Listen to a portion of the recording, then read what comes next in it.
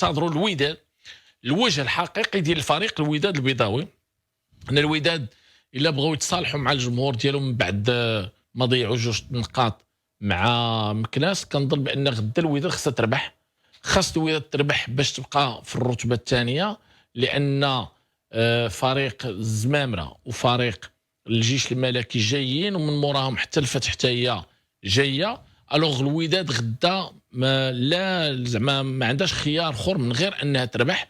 الوداد عندها الامكانيات باش تربح، داروا فريقه مزيانه اسلوب اللي ولاو كيلعبوا مزيان. يحيد غير شويه ديال العلم با اشرف، غير يحيد العلم ولا يخلي الكره تمشي، غدا نقدروا نتفرجوا في مقابله كبيره.